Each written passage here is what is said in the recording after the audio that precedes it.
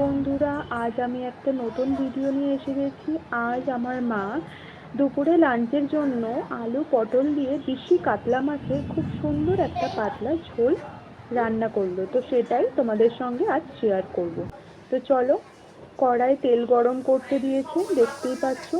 মাছেতে বেছে আমাদের মা নুন মাখিয়ে রেখেছিল, হলুদ মাখানো নেই, তাই কড়াতে তেলেতে হলুদ দিয়ে দিল।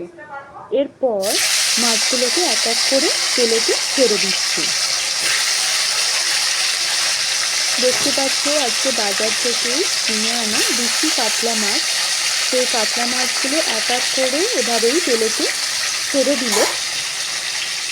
ছেড়ে দিয়ে এভাবেই লাল লাল করে কাতলা মাছগুলোকে ভেজে নিতে হবে।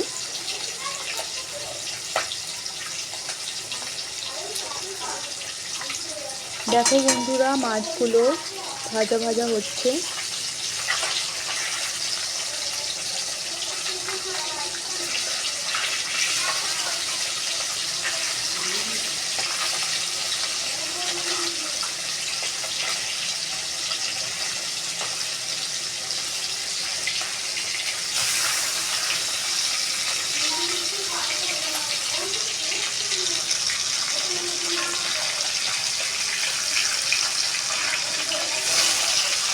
মাছগুলো একদিন কিছুটা ভাজা হয়ে যাওয়ার পর আমার মা মাছগুলোকে এভাবেই উল্টে পাল্টে নিচ্ছে। সরি বন্ধুরা, আমি এটা দেশি কাতলা মাছ বলেছিলাম, তো এটা দেশি রুই মাছ। তো দেখো বন্ধুরা, মাছগুলো অনেকটাই হালকা ব্রাউন কালার চলে এসেছে, আর কিছুটা লাল লাল হলেই আমরা মাছগুলোকে একটা থালায় তুলে নেব। তো এভাবেই লাল লাল করে উল্টে পাল্টে বাকি মাছগুলোকেও আমরা একইভাবেই ভেজে থালাতে তুলে দেব।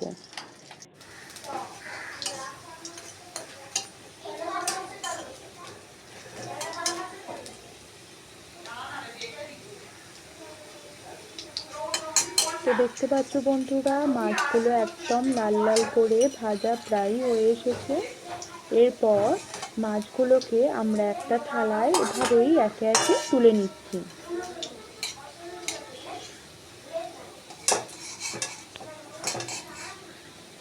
দেখতে পাচ্ছ মাছগুলো কতটা লাল লাল করে ভাজা হয়ে গেছে। তো এক এক করে এভাবেই মাছগুলোকে তেল থেকে আমার মা তুলে নিল। তো এবারে চলো পাতলা ঝোলটা কিভাবে বানিয়ে নিলে সেটা দেখে নিই।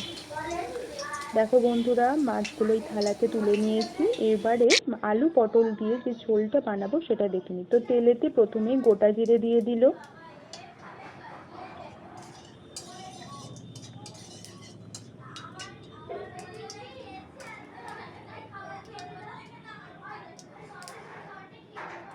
এরপর তেলেতে দিয়ে দিল কাটা কাঁচা লঙ্কাগুলো, যাতে ঝোলের একটা খুব সুন্দর ফ্লেভার আসে।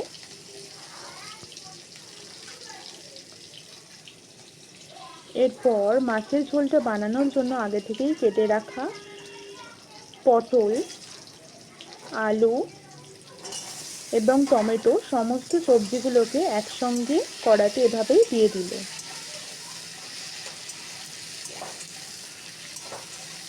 এভাবেই সবজিগুলোকে কিছুক্ষণ নাড়াচাড়া করে রান্না করে নিতে হবে।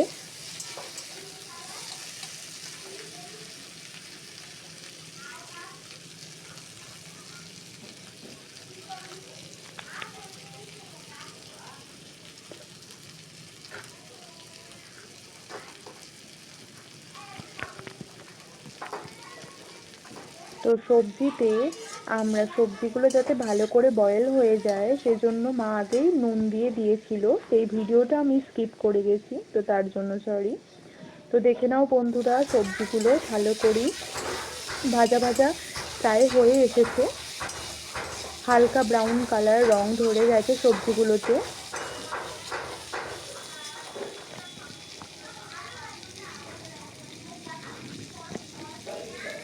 এরপর সবজিগুলো ভাজা ভাজা হয়ে যাওয়ার পর আমার মা এটাতে দিয়ে দিল পরিমাণ মতো হলুদ গুঁড়ো,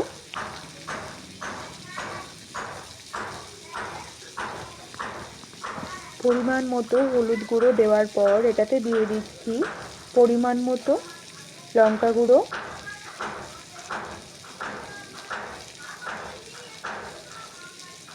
এরপর পরিমাণ মতো জিরে গুঁড়ো,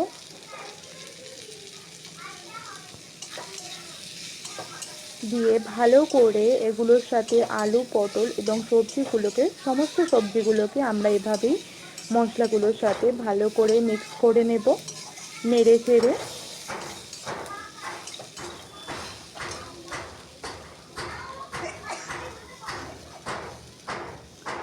এরপর আমরা পাতলা ঝোল বানানোর জন্য এতে পরিমাণ মতো জল দিয়ে কিছুক্ষণ মানে প্রায় 10 মিনিট মতো আমরা এটাকে ফুটতে দেব।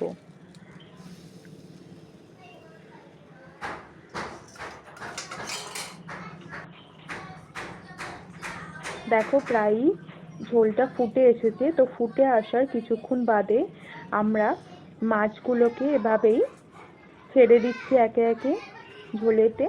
মাছগুলো ছেড়ে দেওয়ার পরে আমরা আবার 5-7 মিনিটের জন্য এটাকে ঢেকে দেব, যাতে ঝোলের একটা সুন্দর টেস্ট আসে।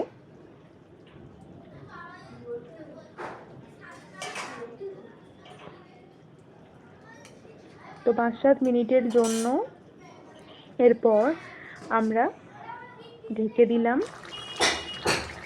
তো 5-7 মিনিট পর ঢাকনা খুলে দেখলাম আলু পটল দিয়ে দেশি রুই মাছের ঝোল একদম রেডি। তো দেখো বন্ধুরা, আজকে আমার মা দুপুরে লাঞ্চের জন্য এভাবেই আলু পটল দিয়ে দেশি রুই মাছের পাতলা ঝোল বানিয়ে নিল। দেখতেই পেলে তোমরা।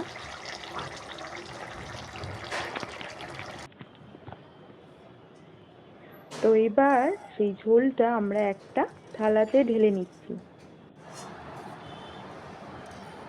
তো বন্ধুরা, দেখতেই পেলে কতটা সুন্দর হয়েছে আলু পটল দিয়ে পাতলা দেশি রুই মাছের ঝোল। তো আমার এই ভিডিও কেমন লাগলো তোমরা প্লিজ কমেন্টে জানিও। আমার চ্যানেলে লাইক দিও। এরকম আরও ভালো ভিডিও পাওয়ার জন্য প্লিজ আমার চ্যানেলটিকে সাবস্ক্রাইব করো। আজকের